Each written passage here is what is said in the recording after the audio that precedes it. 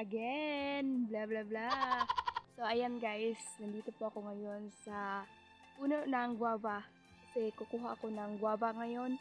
And then nandito po ako sa kampanya ni Ate Charing. So ayun guys, ay kukuha ako ng mga guava. Tingnan niyo guys, may guava. Yan. Saan? Hindi nakita. So may guava, marami po siyang guava. So sarap no, 'di ba? So nandito ako guys kasi natid ko yung cactus. Gusto ko itanim yun ni Ate Charing para hindi niya ako makalimutan kasi kasi ganyan lang. So gusto ko lang lagyan ng cactus yung niya kampanya kasi yung part na din siya ng achievement ko sa buhay. So yan lang. Kasi yung achievement ko is marami pong sumisira mga taong crab mentality na hindi po sila nag-iisip talaga kung anong kinalalabasan. Still, yung positive pa rin ako. At saka gusto kong iparating sa mundo guys. Gusto kong iparating sa mundo ang sinasabi ko kay Ate Ling na real is karma. Hindi po sinasabi ko dahil buntis ko siya. Totoo po talaga guys. Hindi ko yan sinasabi na walang dahilan. Sabi ko yan guys kasi napupuno na ako noon. At saka merong mga private na sobrang sakit talaga. So, ayan guys. So, gusto kong ipaliwanag kasi unfair naman pag hindi malaman din ng iba ng side ko yan. So, sasabihin ko, hindi ko po siya sinasabihan na real is karma. Noon guys, nagkakaroon po kami ng trouble talaga.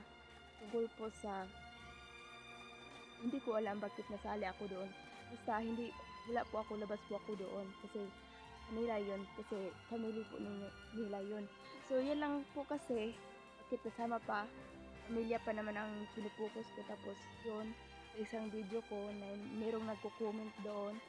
So sana nga mag-isip sila na mag-isip talaga bago sila gumagawa ng reaction para wala pong masira. So si Ate Faith TV, siya po yung taong talagang nag-motivate na gusto ko na sanang i-block yung YouTube channel ko. Hindi ko na lang siya binal-block, baka tumawa yung mga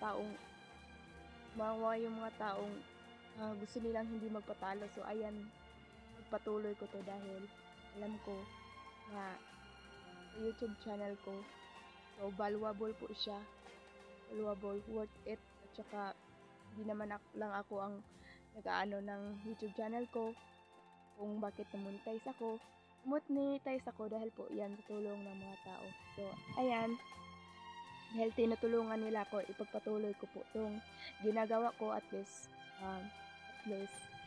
alam ko sa sarili ko na meron pa rin mananaig pa rin ang katotohanan sa buhay.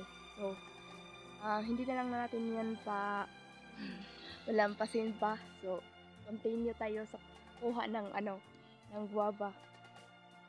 So kung bakit ba guys hindi ako nagkakaroon ng vlog doon sa bahay, actually abangan niyo yung istorya ko guys, kasi yan yun. I need to be truthful in my way, and I want to be honest. I don't like to be pretender, something like that, kasi hindi ako lumaki ng ganyan. So puno po ako ng ayaw kung merong mga hinahide something ganyan. Kaya yung mga taong kasama ko, kung meron silang sekreto, kailangan nila hindi yan sasabihin.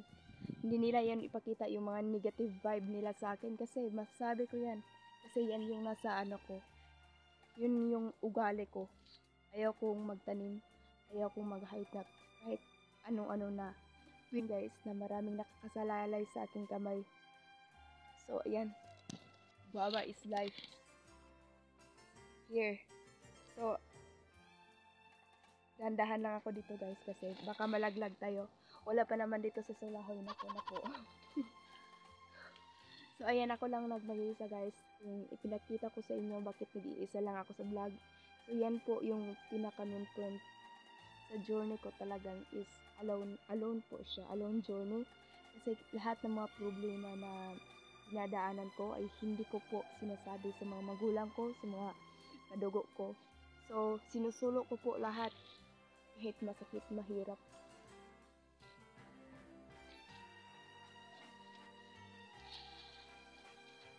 So, at saka hindi ko naman ginagawa na business yung pamilya ko dito. So, kurikit lang sa mga taong ginagawa ng business nila ang kanilang pamilya, pero ako hindi ko sila ginagawa.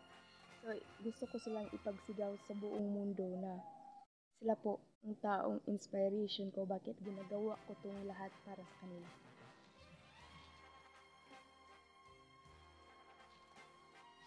At gusto ko din ipakita sa mga magulang ko kung gaano ako naging independent sa sarili at hindi ako naging um, hindi ako naging pabaya sa kanila. So, ganyan po ang pagmamahal. So, if you know what is the definition of love, so just comment it below and I will tell you guys that the definition of love for me. So, love is never-ending motion. It will make you sad, it will make you laugh, but I'm sure, I'm sure that sad will make your teardrops smile, and that's it. Thank you.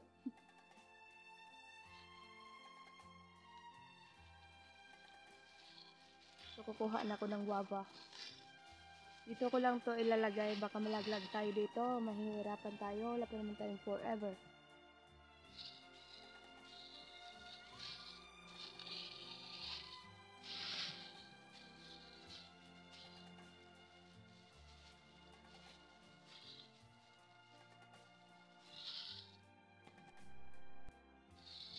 So, guys, yung natutunan ko pala sa paglalakbay ko ay hindi po siguraduhin pong hindi padalos-dalos ng iniisip at decision kasi yung decision na padalos-dalos ay talagang yan yung magdadala sa'yo ng kapahamakan sa buhay.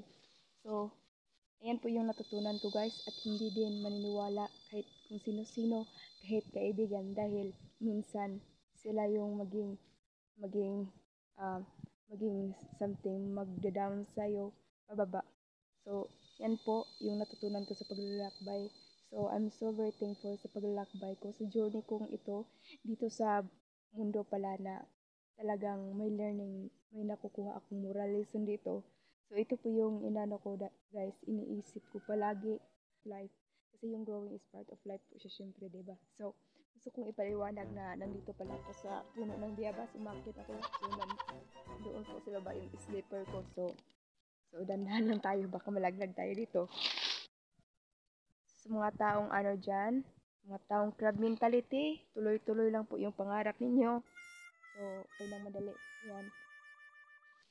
Madali kayong mayaman dyan, tungkol dyan sa crab mentality. So, maging mayaman kayo, madali lang.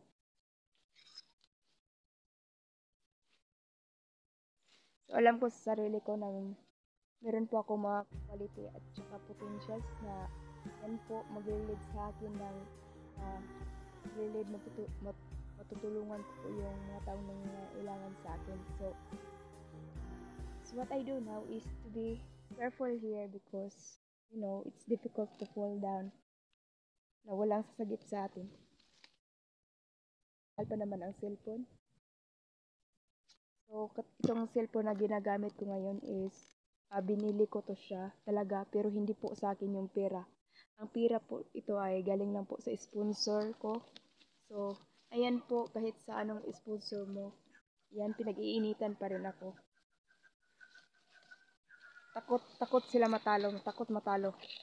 So, ayan, continue dreaming lang tayo. At least, alam natin naman sa sarili natin na mabuti itong ginagawa natin. So, ayan guys. Mananaig pa rin ang katotohanan kaysa hindi, walang katotohanan. It's really true.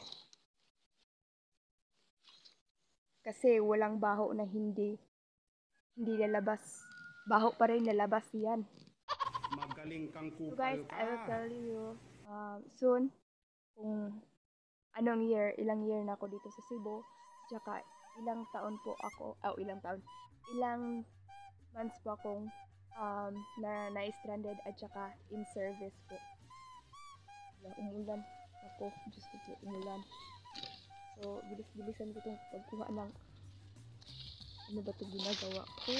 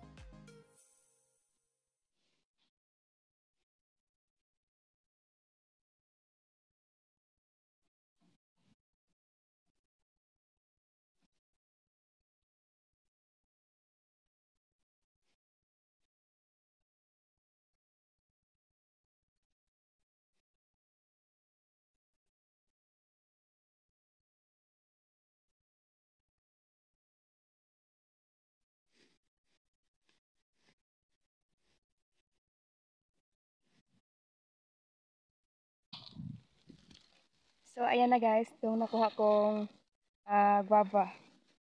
So, ayan guys, pupunta na po ako sa ano ni Ate Charing kampanya. So, yan guys, yung paglakbay ko. Marami pa akong sasabihin, ipagsigap sa buong mundo ang katotohanan guys. So, abangan nyo yan. Sa journey kong ito ay puno ng tinik. Daming tinik, di ba? So, ganyan po kahirap talaga ang journey. So, nandito po ako sa matinik na daan ngayon.